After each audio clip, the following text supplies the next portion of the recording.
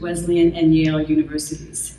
Keenly drawn towards her ancestral Ukrainian culture, specifically its theater, she moved to Ukraine in 1996 and became the resident dramaturge of the acclaimed Les Kurbasy Theater, where she worked until 2002 and at which she still consults.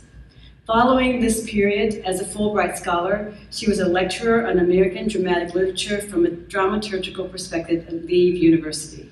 She subsequently founded the Anthropos Convention, a translation production company which brought underrepresented American works to Ukrainian readers and audiences. Though short-lived, Anthropos has among its credits The Skin of Our Teeth in Ukrainian translation and the very unexpected project, The Happy Mediums of Charles M. Schulz.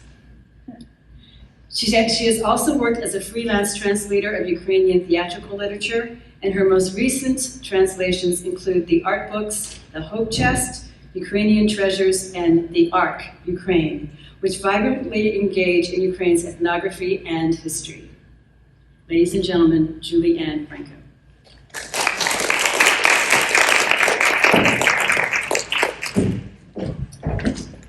I can't see you all too well, so please know I'm looking at you and sending my vibes out there, but I'll be taking my glasses off, so doubly won't be seeing you well.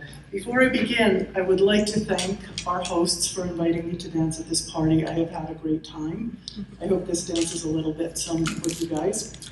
And I'd also like to thank the music, my friends from Ukraine, Kurbasy, for their wonderful voices that have been a parenthesis to this weekend. So I'm grateful for all of that. Okay, here we go. Hello. What is the role of arts and humanities in war and conflict? Please be advised that this speech will not take an academic road to answer this question, but rather a divergent path of personal and theatrically based vision that also sets its sight on catching some as above, so below moments along its way.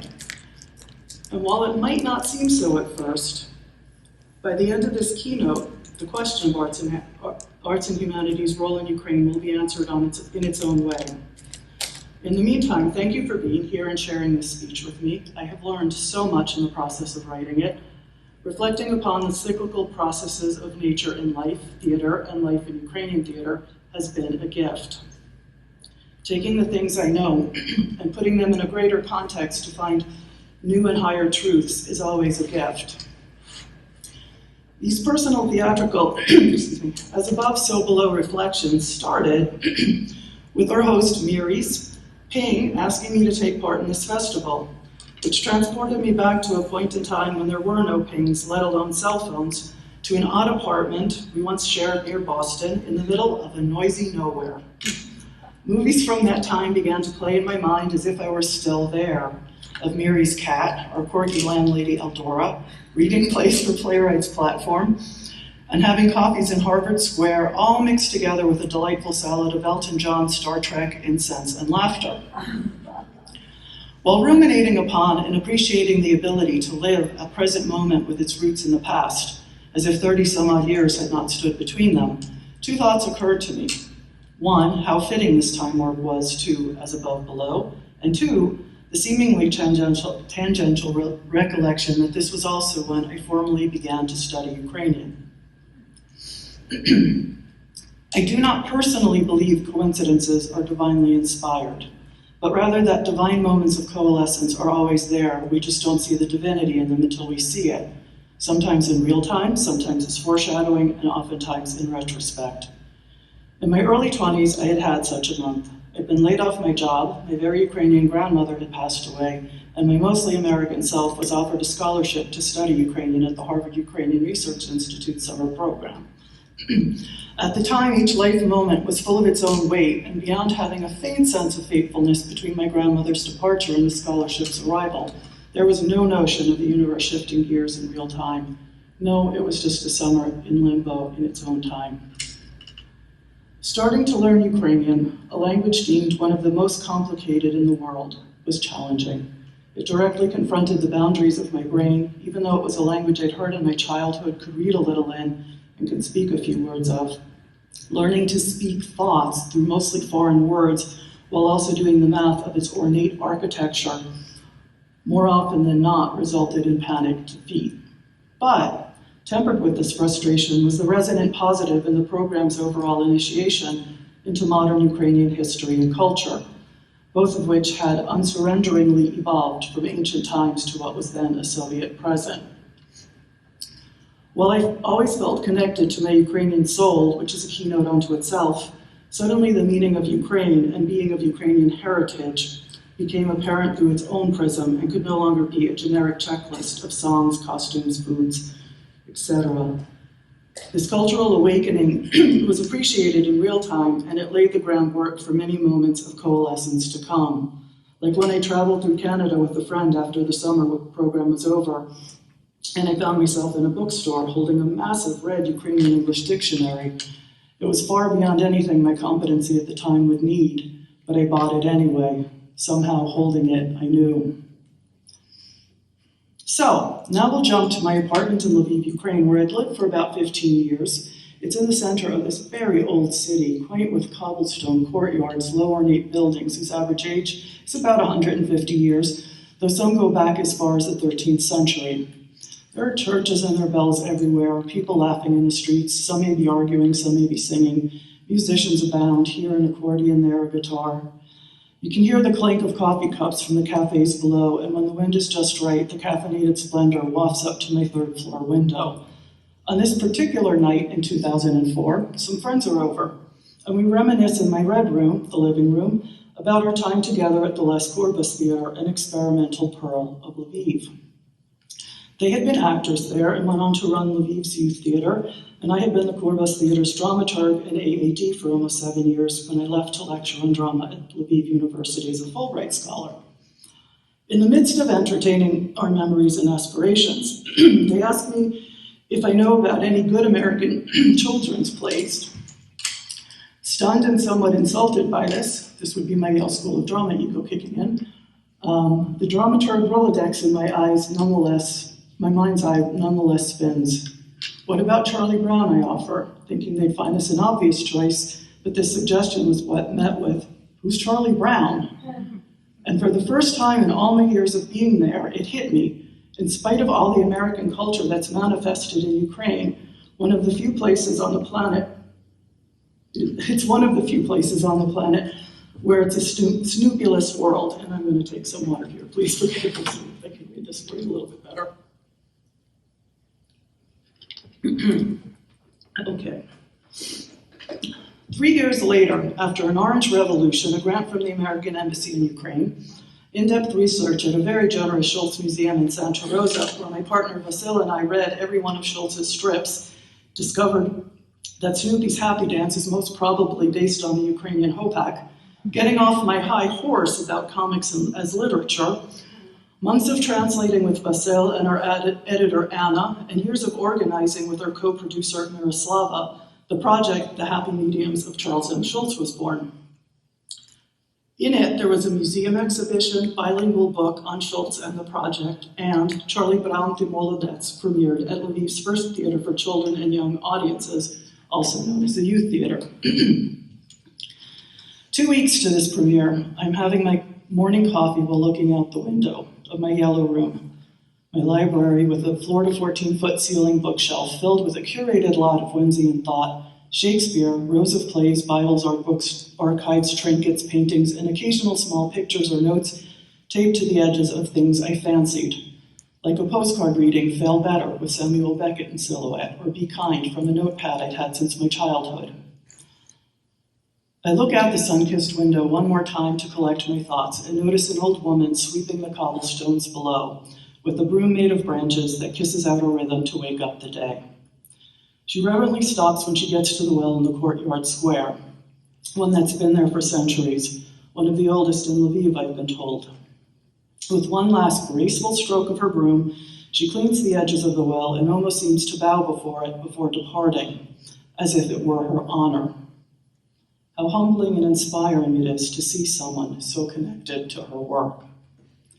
Meanwhile, Vasil, who is also an actor at the Youth Theater and playing Snoopy, is in the Red Room gathering his texts and cursing the Red Baron, signaling that it's time to go. And this going is now filled with delight and dread. Delight because it's theater, and no matter what, there's always a creative spark. Dread because we're 2 weeks away from the opening, much has not been started, and little is in place. It will work out, I tell myself, and in turning a bit too abruptly, trip over a box named Stomachache, whose job it is, in addition to holding all our contracts, bills, costume sketches, budgets, program drafts, invitations, and so on, is to serve as a doorstop to keep the library door open. It had been put there so we could load in the vast lot of comic strips the Schultz Museum had sent us and became too practical and heavy to move afterwards. In my flight over this mound, my eye catches the edge of a green piece of paper sticking through the door hinge. I vaguely remember taping something up there a long time ago, but don't recall what. This green protrusion needles my mind as we walk to the theater, which is a few minutes of windy roads away. Arriving at the theater, I plunk myself down in row 6 amid a sea of faded red velvet chairs. The theater's administration looms about, smelling a bit like the remnants of Soviet cologne, a scent I learned early on is better to go around than try to navigate. Though it's time, rehearsal is nowhere in sight, but at least the daily grind plays out in disconnected episodic scenes of amusingly contrasting portraiture. At the back of the theater, some kind of scandal is in motion, and by the sounds of it, the administration is pulling the football away yet again. And by the tenor in their voices, it's just for the sport of it. The happy to oblige this delay stage crew takes this as their cue to take a very long 5 and trade gossip in the rows behind me. On stage, the actors go over a dance with Nelia, whose choreography gets it as if drawn directly from Charles Schultz's inkwell, and offers hope amid the waves of disconnect. Nearby, Yuri, the musical's director, waves his arm back and forth to the show's directors, presumably as a metronome for them regarding the bare stage. They in turn tap their fingers on their chins in thought. Amusing as floating in and out of all of these etudes may be, they are indulged for too long, and my mind takes a trip down the reality of my earlier rabbit hole.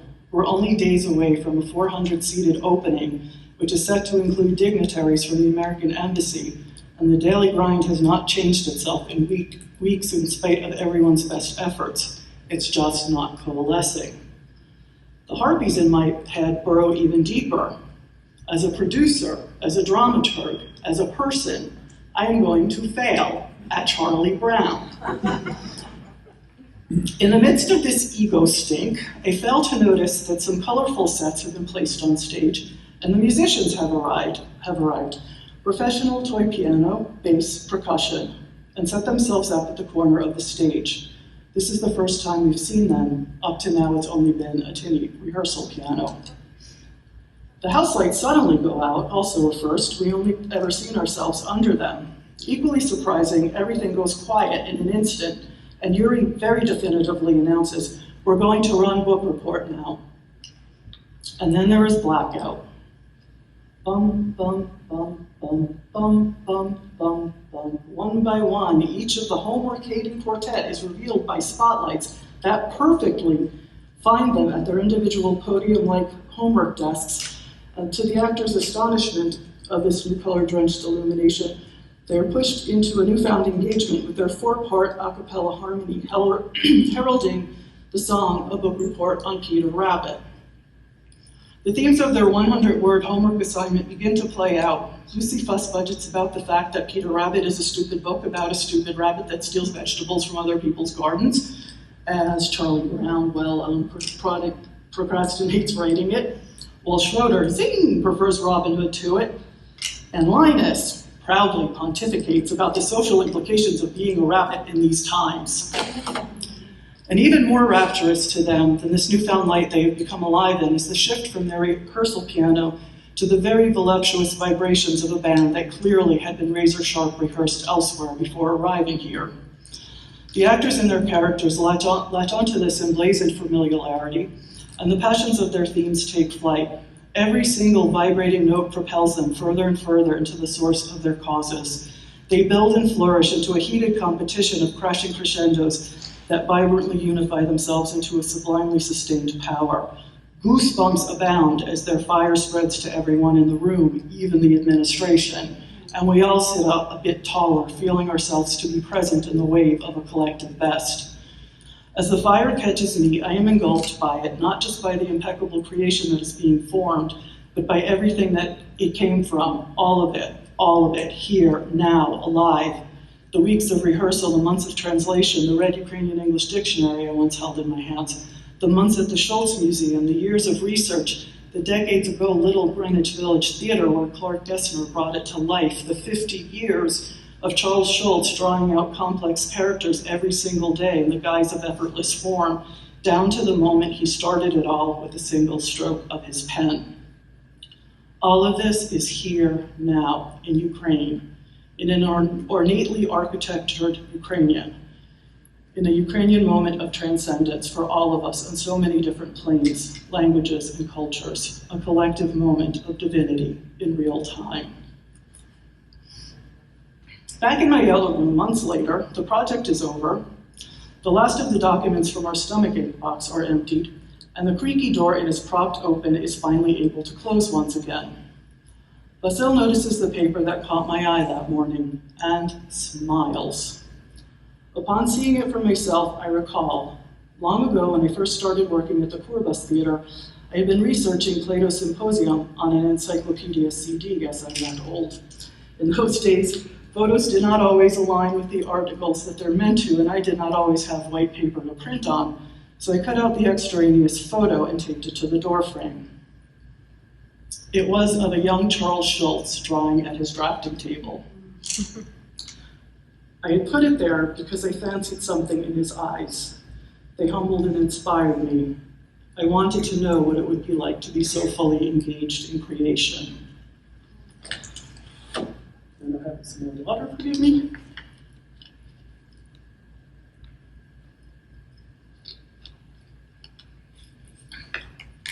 Okay, now we're going to go, jumping back to the end of my first year in Ukraine. It is an Auburn sunset day in May of 1993. I teach English and American literature at School 53 to a group of delightfully brilliant high school kids who are the best part of my life to date. Today you will find me drunk with glee at having just gotten the news that I'd been accepted to Yale School of Drama, where I will study the Ukrainian playwright Mykola Kulish. And to top off this glee, I get a call from my friend, mentor, and perhaps guiding angel, Maria, to let me know that one of Kulish's plays will be performed tonight at Lviv's Youth Theater, where I'd never been before. I had plans, but she convinces me that the opportunity should be seized and she'll even join me if I go. Thrilled about this new door about to be open, we arrive at the theater to find its outer gates locked. And after poking around for other ways to get in, someone comes around from the administration office, gruffly barks, "Canceled," and walks away without further information. Given that this is the very beginning of post-Soviet times, it's normal to hear people deal in ornery one-word sentences. Just the same, the news itself is deflating, but Maria, resilient as always, thwarts this disappointment by pulling my arm towards the road and letting it be known that there's another theater around the corner, one of the best in Lviv, and they're going to have a premiere starting in a few minutes. If we run, she'll get us in. The Les Kurbasy Theater, 3 Les Kurbasy Street, Lviv, Ukraine. A voice, then several, suddenly start to chant in Old Slavonic from on high. Psalm number 104, on gratitude. The dark hall glimmers with light here and there, marginally revealing an earthy-looking high wall of burlap before us that's held up by a basic frame-like structure with muted paintings on it. A woman's head, scenes of hell, the flight of birds, masks. As the choir continues its chant, the dim light in the small and over audience theater grows even dimmer and is brought to near darkness save for the auburn of flickering candles. Everything is quiet except for the elegiacal harmony of the chant, the intermittent pops of the beeswax-scented candles, and our breath. Slowly, a very tall woman in an even taller green dress of great fancy enters to silently greet us, and departs in her due time as if our escort to a new world.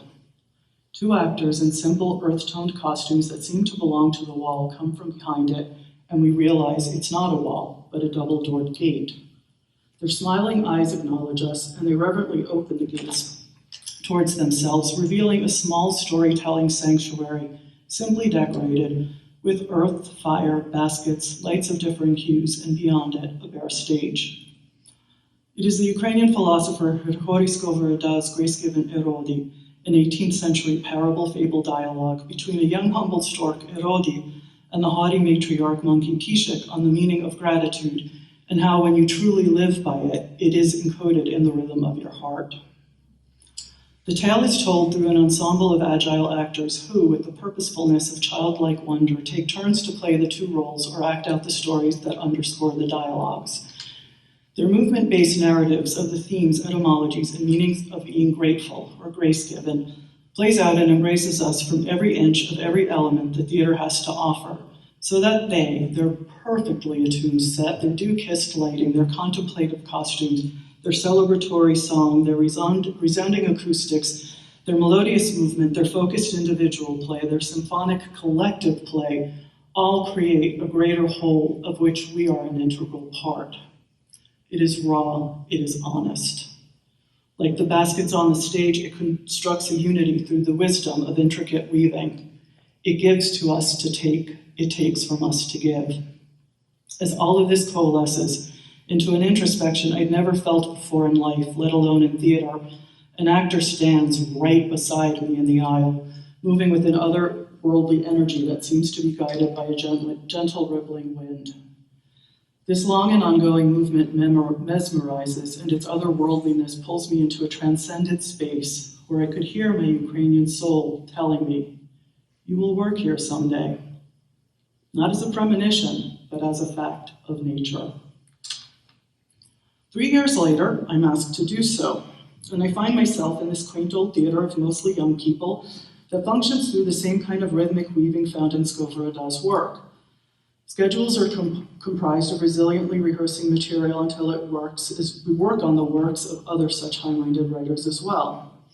On any given day, someone somewhere is always singing, usually a cappella, and usually joined by other someones in polyphonic joy. Somewhere else are the thuds and thunders of footsteps in training. At every corner, the winding marble staircase echoes with whispers of voices reading text to one another. The green room, which is really yellow, is always bright with laughter and the colors of the wildly differing costumes hanging from their heavenly corner rack. The scent of coffee and philosophy-laced conversations make their way from the outside balcony, while the crew float in and out, I float in and out, and even the administration floats in and out. Were one to arrive on the scene, it might be taken for a quiet chaos, but I assure you it's not. It's a flow of exploring the depths from which we come, taking us to the possibilities of where we will go. And during my almost 7 years of their so far 35 years, these places include 15 festivals, 2 of which are our own, 4 premieres, lectures, press conferences, a hunger strike, joint projects with other theaters, 3 American and 2 Ukrainian tours, and a whole lot of intrigue. Except for maybe the hunger strike, this list of possibilities is not exclusive to us, as Ukraine has had a long history of theatrical richness, from the 11th century frescoes of the actor-musicians that appear on the wall of St. Sophia's Cathedral in Kyiv, to the religious dramas going back to the early 1600s, to the nativity plays that exist both as puppet theater and people theater, to the itinerant troupes that traveled the lands, to the first permanent theaters of the 18th and early 19th centuries, of which the first theater for children and young audiences should be counted. The first Ukrainian professional theater, Kurbasy, of which our Les Kurbas is a member, to the Berezil Theater, founded by Les Kurbas, who in it brought world theater to Ukraine and Ukrainian theater to the world, and who integrated the concept of an in-house collective of actors, artists, directors, and writers, one of whom was Mykola Kulish, the playwright I had studied at Yale. To all the actors and writers and directors whose work survived the Soviet censorship, and the modern writers and theaters all across Ukraine that now embrace them. How humbling and inspiring it is for us to be a part of this. My starting point in writing this for you was to find instances of my history and experiences in Ukraine that exemplify the theme of why we're here, to explore the cyclical nature of as above, so below. And while I fully appreciate being able to reconnect with these inspired moments and times in a viable present, I have to ask, can you imagine what it must be like to write of them? Highly personal reflections of creative flow that were born in the auburn light of peaceful Ukrainian times against the backdrop of a dark and unspeakably inhumane war. It was initially heart-wrenching and conflicting to recall these memories. They are laden with loss, and their flights of freedom in the face of peril felt quite tone-deaf and selfish. But when I contemplated starting over to accommodate the times, I became resiliently pissed off at the notion that were I to do so, the bastards and their actions would in fact be controlling this narrative's redaction as a kind of censorship, which is exactly to their point. And in this, I realized that my telling my story is a microcosm of a greater truth, that Ukraine and its art exist and have a right to exist on their own unimposed terms. The reason for this war has no agency in parenthesizing the context of Ukraine's creative identity, all the more because the reason this war is ultimately being waged, as decreed by the man who started it himself, is in the name of obliterating Ukrainian identity. And this is nothing new. Hundreds of years of twisted history has led policies of Ukraine's northern neighbor to declare again and again and again that Ukraine, its people, its language and culture do not exist. And when these decrees have not worked, they murder by war or execution of the leaders and artists who express themselves through Ukrainian culture. Such was the fate of Les Kurbasy and Mykola Kulish, who were imprisoned and executed alongside 289 others of the Ukrainian intelligentsia on just one day, November 3rd, 1937. And these 289 stand alongside thousands of other brilliant men and women throughout the centuries. But in spite of all of these horrific losses and continued attempts at annihilation, to paraphrase the first line of her anthem, Ukraine is still here. How? I proffer a part of how is in the art of Ukraine's resilience, and that her resilience is in fact born out of the spirit vested in her art. As far back as their times go, the people of these lands have created the very things that have been used to sustain and preserve themselves through art, as a means of conversation amongst its people, its ancestors, and with the universe. Its highly sophisticated and sacred embroidery, for example, is traditionally present and revered throughout life and death in many different forms, such as ritual cloths, healing cloths, icons, trees of life, and clothing. These treasures are a means of conveying who one is based on the stories you can read in the embroideries, designs, and patterns, which all have their coded meaning. And it also is a means of informing where one is from, as each region has its own styles. And if you delve a little deeper, these handmade works were once created as a conversation with the universe on all types of existential questions. The fate of what one contemplated as they reverently embroidered would be revealed in their craft as these hands carry the knowledge of the beginning and ending of their times. And once they were made, they were believed as facts of nature. Likewise, beautiful Pisanki Ukrainian Easter eggs are not merely drawn with beeswax and styluses, but written as an interaction between the forces of nature and the unfolding of life. And polyphonic song is sung to stir the very core of how the stories they tell connect to the universal accord. Even the names of the months paint a story of their time. May is Travin, grass, as it's when the grass begins to grow. And this is just a very, very, very, very small sample of a collective cultural consciousness and philosophy that has evolved through identifying itself and its ways of thinking through its art into a living, breathing way of being. Being Ukrainian by continuing to create the very things that will sustain and preserve themselves through their identity, from sweeping its cobblestones, to defending its lands, to singing in its streets and choirs and operas, to playing in its orchestras, to working its black earth land, to celebrating its museums, to writing its novels, journals, poems, and plays, to happy dancing its hopak, to strengthening its schools and universities, to performing in its theaters, to being an audience who sees themselves in all of this.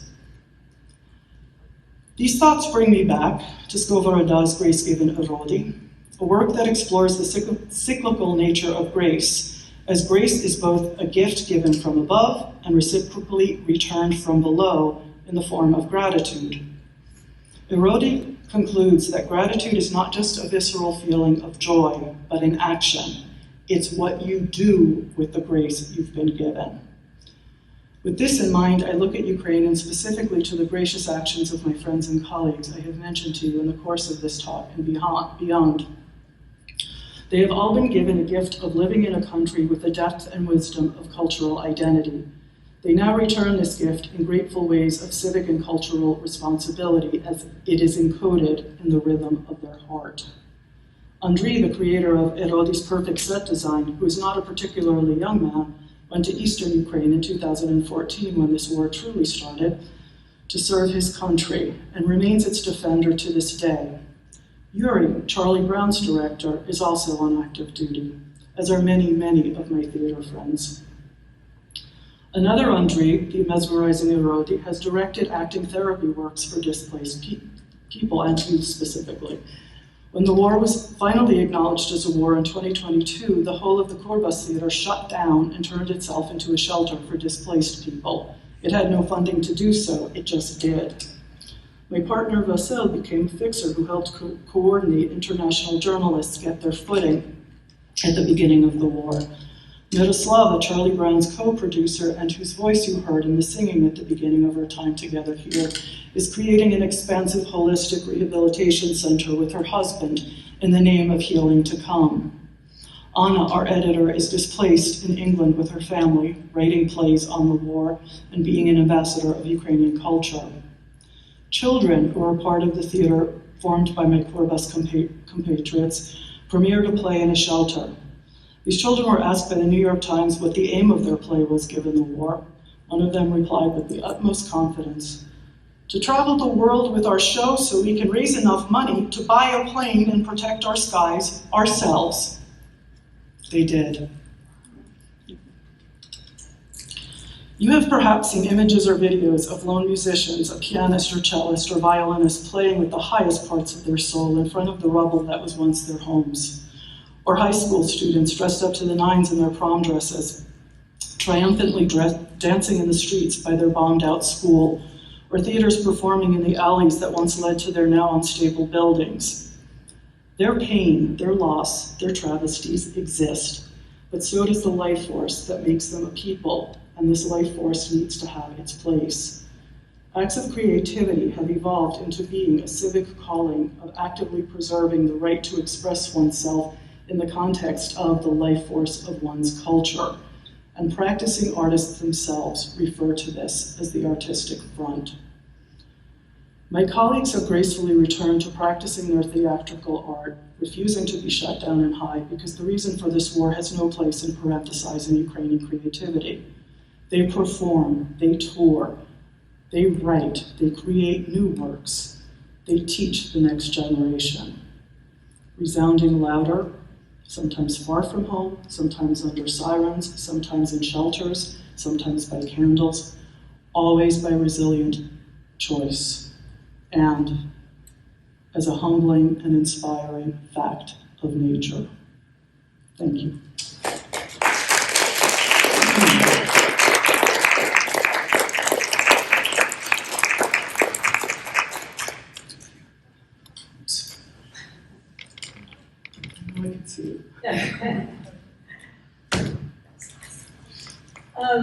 Questions? Yes. It sounds very simple. Was the story of Peter Rabbit previously known in Ukrainian to Ukrainians? No, and it was delightful teaching them about it. It was, I brought it in, we translated it for them, and they were sort of mortified by it because there's a scene where one of the brothers gets cut up and put in a pie. And they were kind of mortified by that notion. So no, it wasn't. We had a whole comprehensive, not only teaching about Schultz and all of that went with the musical, but the background references, because there are an awful lot of references in the show that just are not known in Ukraine. So it was a broad sense of education with that. Other questions? And the second one. Oh, sure. Very different. Other than the current war, was there any war damage in the 18th or 19th centuries in previous wars? It seems like Ukraine was probably spared because you referenced some centuries-old buildings. Well, something interesting, I mentioned St. Sophia's in Kyiv, that's quite old. And something that is interesting about that, yes, buildings around it had gotten ruined over the course of history, but that has always stood. And there's a sense of pride in this in Ukraine, that this is something that has never been taken down because they believe it's very powerfully strong and it has the ability to preserve itself. So there is that. The older buildings in Lviv, yeah, there's an awful lot of war damage. It's just that one in particular is that old. And I don't know so much about it, but my historian boyfriend does, so maybe next week he can tell you about it. Are there other, yes, please. I am so impressed by especially your sharing about how the arts go on. I have been writing a number of poems that were initially started when the Ukraine war started, because I just felt like, what can we as artists do here? So we moved from what the people of the Ukraine are experiencing, and how do we kind of support that in our own way? And is there a way to do it? Because This is one. yeah. This is one, certainly, and I think any awareness going out and learning, and I think seeing in Ukraine as its own individual, having its own individual identity, and then learning about the resources, learning about the music, and being able to respond to that on its own terms rather than through some kind of filtered terms that previously existed. I think that's a magnificent way for the arts to address how connections can be done. And writing poems about it, and yeah, it's opening up dialogues. That is quite important. Other questions, comments? Yes. I walked in a tad late. Are you based here now, or you're visiting from the Ukraine? My soul is visiting from Ukraine. I live in Connecticut, though. For now, I have a home in Ukraine. I have not been there for the last 3 years for various familial reasons, and then COVID, and then the war. So it's not that easy to get in. I may go back. Did COVID affect the Ukrainians? Oh yeah, and they did not get the medication as quickly as we did, so they got very sick from it. That definitely took a toll. But they, like everything else, they've become very resilient, and everybody that I know who has had, actually, very sadly, one of my most beloved friends passed from it. And that was very unexpected because he was doing well. And then, but again, the medications weren't there. And so yes, it was affected.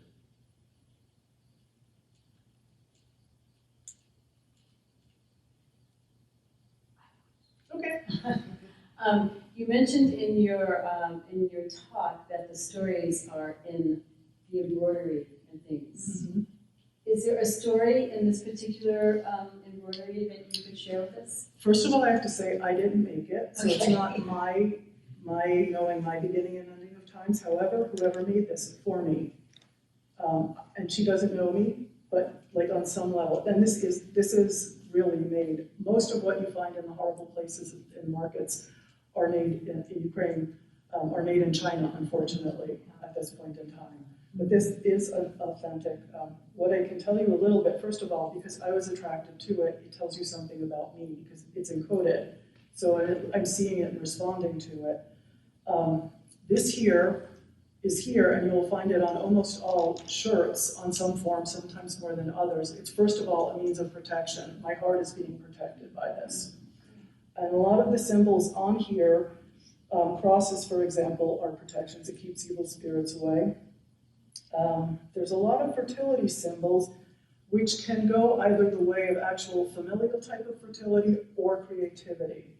So when I was looking at this, I'm not fluent in understanding the codes, but when I was looking at it and trying, because I thought someone would ask me this, when I was looking at it, I can see that there's a lot of river imagery in it. I can see that there is ancestral imagery in it. And it's about the flow of life and pushing forward to do something. So that's what I was attracted to when I saw this and got it. Also, very interestingly, and I know this exists in other cultures, you'll see red all around the edges. And that is also a protection measure. So like, if you know people who wear red around their wrists, it's the same thing, and it comes from the same idea.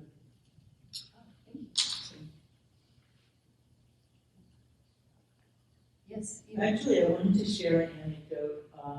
You may know it, Julie. I read an article in The Guardian, along the UK publication recently, about a premiere in Lviv, Ukraine, at the Lviv Opera.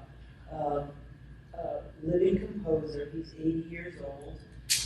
So, speaking of resilience, the opera begins, world premiere, everyone's excited, our culture moves on, and then the air raid sirens come on.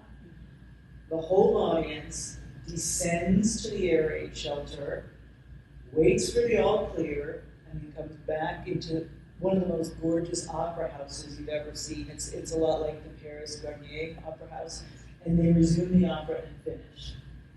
And I think, if I was in a performance and air raid sirens were going off, I'd be too rattled to go back and sit in that audience. But they just carry on. And that article blew me away, speaking to their resilience and just wanting to continue with their art, both as artists and audience members. So I thought I'd share that. Thank you. I have a question. I'm just curious. I know you said you're not a historian, but I am curious if you know, why has Russia been trying to eliminate the culture of Ukraine for so long? And are there any natural boundaries, like mountains, that separate Ukraine from Russia, or are there? I don't believe there are natural boundaries, no. I can give you a brief and probably, I don't want to say slightly incorrect, I just won't get it as accurate as other people.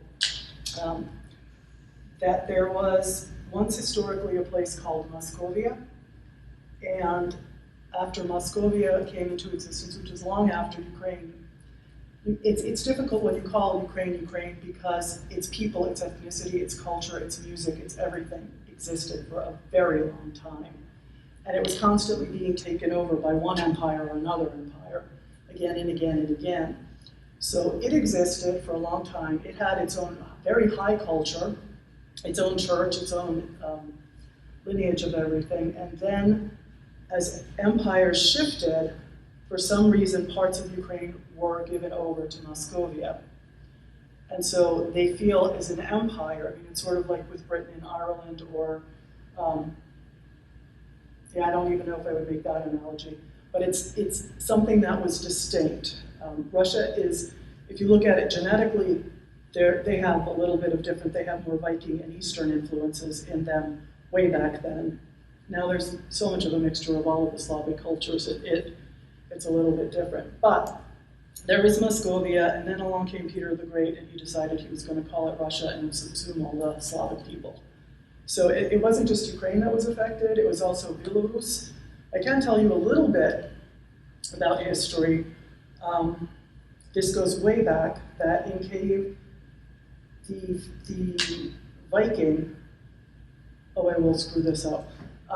The Vikings came, and they basically, I don't want to say took over Ukrainian lands, but they became the kings and rulers of it, but let Ukrainians exist on their own levels. And that then was known as Rus, not Russia, but Rus.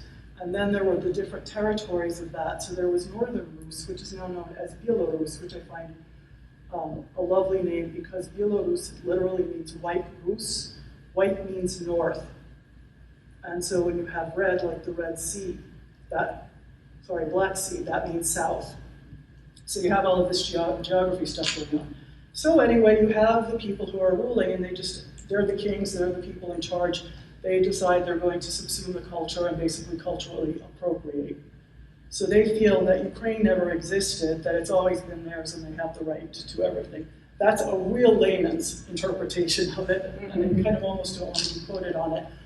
I can recommend a wonderful course conducted by Timothy Schneider out of Yale University. It's online for free. It's his course at Yale called The Making of Modern Ukraine. And it's 24, he's an excellent lecturer. And it's, I think, 24 lectures, and you can watch all of them. It's, even to just watch it, it's wonderful. But I certainly learned an awful lot from that. And how close is the Ukrainian language to the Russian language? Is it similar? There are a lot of similarities. I can tell you that I understand Polish better than I understand Russian, because Ukrainian went into Slavic languages, whereas Russians had a lot of influences from other nations and conquerors and other people who came along. So yeah, there's an awful lot of similarities, but when I'm listening to like Russian movies, I usually do not understand what's going on. So it's not close enough for that. And I've never learned Russian, kind of, I don't want to say on principle, but I just never had the need to, so. Thank you. And Ukrainian is older, actually, than Russian as well. It's a sort of a distinction. Linguists have said, and I don't know because of the Slavic tribes that existed, where, how, what, but there are linguists who have said that language emerged in Ukrainian territories, perhaps in Romanian territories. The core of that is very, very similar, and then it spread out. So when I go to Poland or I go to the Czech Republic, I can hear them speaking and understand an awful lot because the core of it's there. So. Yes, a question in the back. Lisa? Yeah. So you said that the Vikings kind of settled around here. Yes.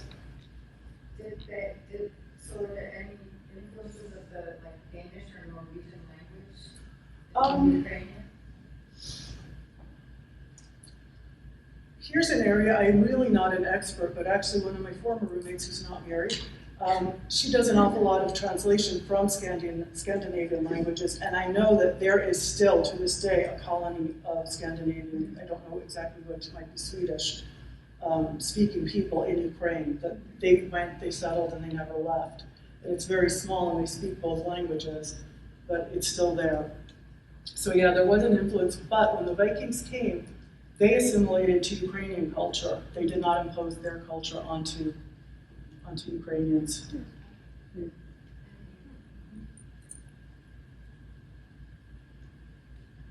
I would have studied history more for this. I would have liked to have answered them a little bit sharper. About the music that we were listening to, how recent is that? Very. I saw a live concert of what's on that disc 3 years ago, so approximately. And then at that point, they actually toured America with this. They'd gotten a grant. I'm sorry, I don't remember from whom, but they were in Washington and then traveled around the country with it. And I don't know if there has been any subsequent albums since that time. Is that music intentionally eclectic, or is that descriptive of the kind of, would there be other music, groups that would have is that a traditional sound, or is that like an eclectic, like that has Middle Eastern? To me, it sounded like it has Middle Eastern scales and folk sound.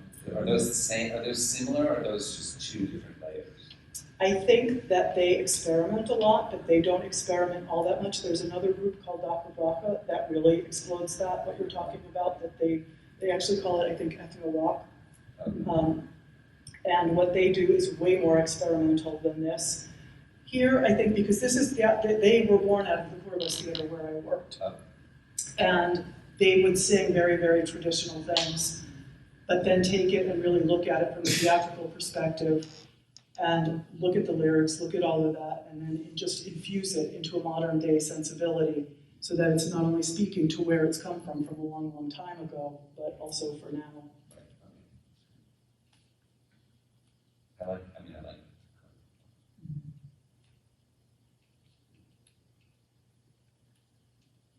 What was the name of the group?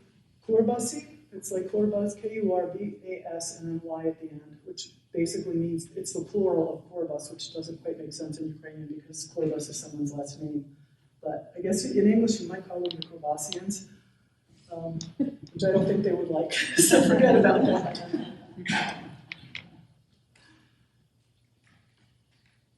But yeah, there's a lot of really good, and you can see this specific music on YouTube. There was a concert recorded at Kennedy Center for the Arts when they came over and did their tour. So that concert is on there on YouTube. And how many people are in that group? It varies. Generally speaking, 3 women. Sometimes it's 2 because things are the way they are. Not everyone can be together at the same time. They also alternate with musicians. There is a core group of musicians that work with them. They originally started though as a cappella. The first gigs were the 3 of them just going out and doing things on their own, and then musicians joined them and they got a bit more professional. Did Charles Schultz pass away before you started this project, or did you have any contact? Okay. Yes. Which is unfortunate to me because I wanted to, actually in light of all of this, if I could, I would ask him. There's a comic strip of the very first time Snoopy dances on 2 feet.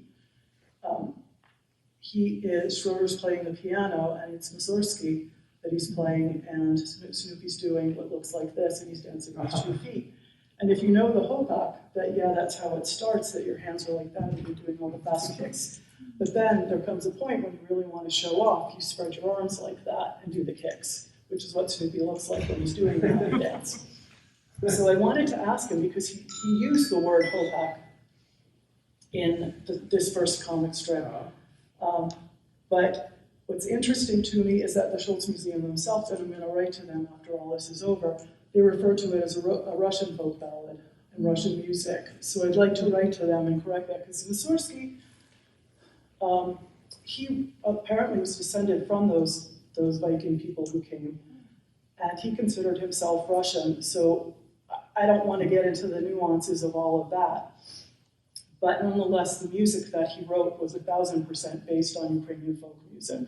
So I kind of would like to make, or at least alert them to the restoration of that idea. But it's not definitive just because Snoopy was dancing 2 legs like this and calling it Hopak, that this is also Hopak. So if I could, I would have liked to have asked him that.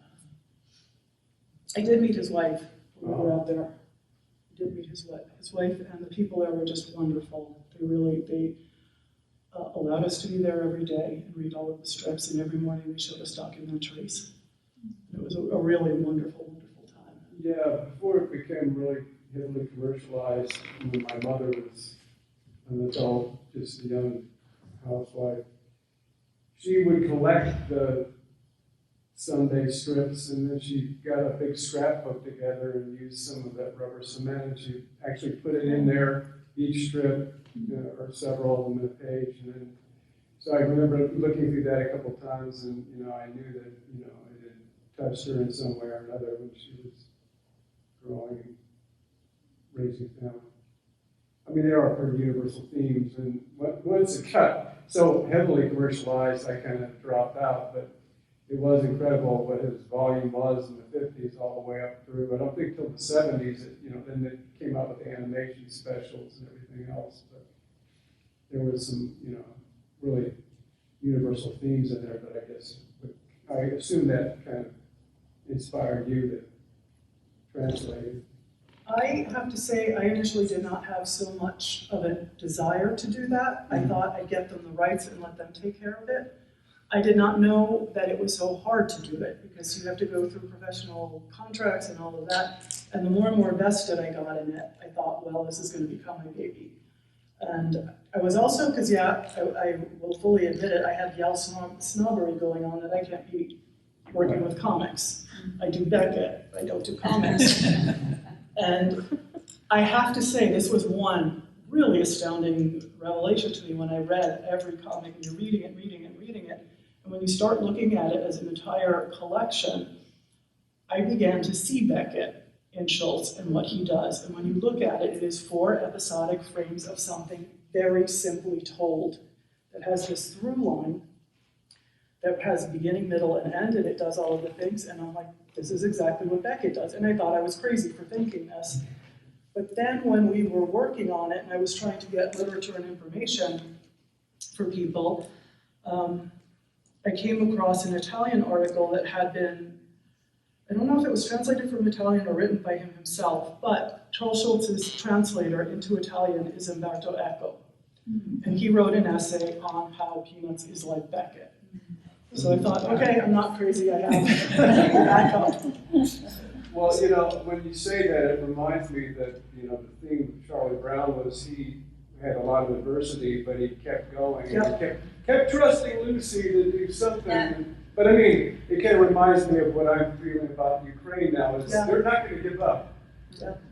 And it is pretty devastating, so. Yeah, I kind of hoped when I was constructing this to have that subconscious thing be there for people, because it is, when you're talking about Charlie Brown, that's one of the first things that comes up, this child that never gives up, and that resiliency is always there.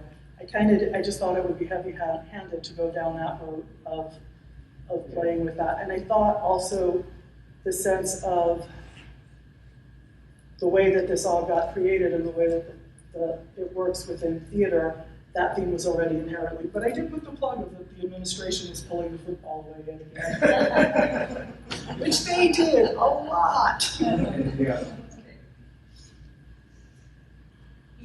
On the subject of Charlie Brown, and to the point of commercialization, do you happen to know if, since you did your work with the musical there in Ukraine and translating the comic strips, has Ukraine picked up on the more commercial aspects? Yeah. So the Great Pumpkins there? No, I don't. Well, we put it there. That was one of the things we did actually as part of, to explain it outwards. For Halloween came along, and it was sort of, because we had this grant, we had to do these kinds of educational programs. So we put the Great Pumpkin out as a special event at the theater. But that was just a one-time event, and I don't think it has been. We went to TV stations actually and asked them, we've already translated, do you want to do something with this? And they did not. So, but yeah, we translated all the specials.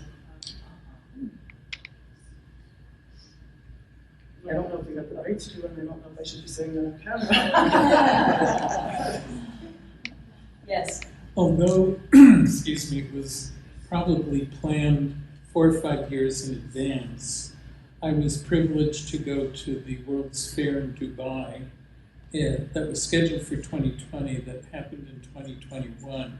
And the Ukraine pavilion was quite remarkable, and I enjoyed spending time there.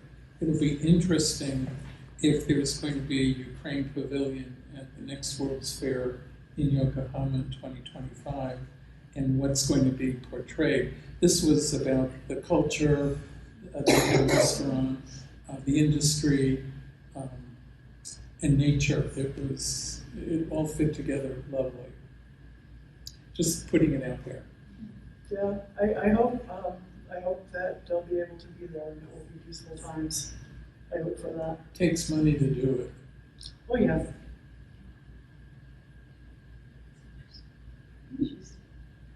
If there aren't any more questions, or if there are, I'm happy to keep going. I just have a question for the name you were speaking about, when you went to see the performance in the theater, and it was about gratitude, and it was, you had a whole, what was the name of the writer or philosopher that? Grigori Skovoroda. Could you spell I don't know. that? Skoroda.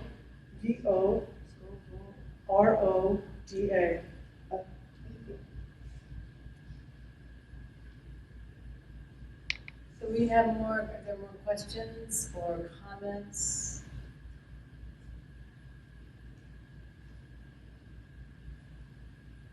I just want to thank you for the information that you gave us and then just the insight, I think. Just you wearing that shirt. Very nice. Well, I want to thank you for coming and wanting to learn more about Ukraine. That's extremely fulfilling for me, and all of this will get reported back to everybody you've heard. And there's so many. I'd like to say this. Who I talked about is a microcosm of the artists that are out there, being on the front lines, being in work to get supplies to the front lines, get humanitarian supplies. I had to cut out so much because there is so much material. And I just thought, okay, I'm going to keep it to the essence. But yeah, this is all going to get reported back to them, and I'll let them know that you were here and interested. I see a question back there, I think. Yeah.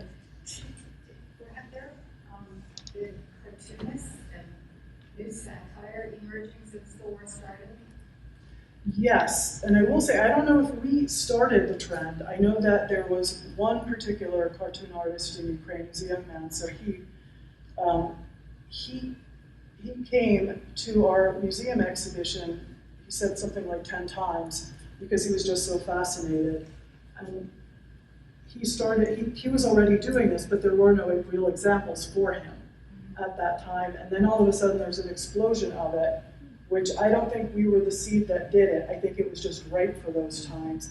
But I think that at least there was a wind and influence of it. Right now, I would say that there's an awful lot. And actually starting way back in 2014, which I said this is when the war really started, that when the tragedies were happening at that point, there were a lot of cartoon artists satirically portraying how things were being handled because they weren't being handled so well at that point. And the president was in comedy, right? I mean, wasn't that his field? The president, yeah. And I have to say, I had my doubts. You know what it's like to have a president who has worked on television. And so I had my doubts when he was running for this. But I want to say of him, and clearly he has demonstrated this, he's a very smart man. He's very well educated. That's something actually interesting about Ukrainian culture as well. Most people here who you would think to be less educated, like people who work on TV, and that doesn't, I'm not saying that for all people who work on TV, but you would think they're like underground musicians are brilliant. They have big degrees and you can have very, very deep philosophical conversations with them, and this is the norm. You don't find anybody who doesn't have this. So it doesn't surprise me that this man, he's a lawyer by profession in addition to all of the other things that he's done. But I think something interesting about him is because he spread himself out in this way, it makes him more understanding of the people. I think if there was any other president at the time that this happened, there would have been a totally different outcome. They would not have stayed. What were some of the previous presidents like? Businessmen. They had good political background. Certainly I had supported the previous president, but he is a businessman and that was his first calling. And I think that he is a good person, but less relatable to a general public than current president. Is his term close to being up, or is it just going to be suspended because of this chaos?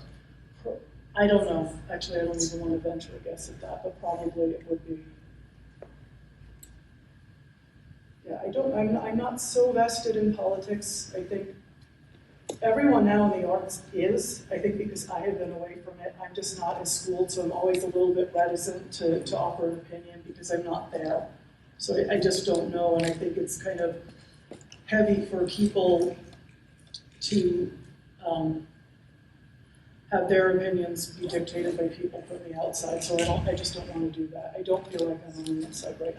My heart is on the inside of everything, but in terms of the social discourse, I just don't think it's fair for me to comment.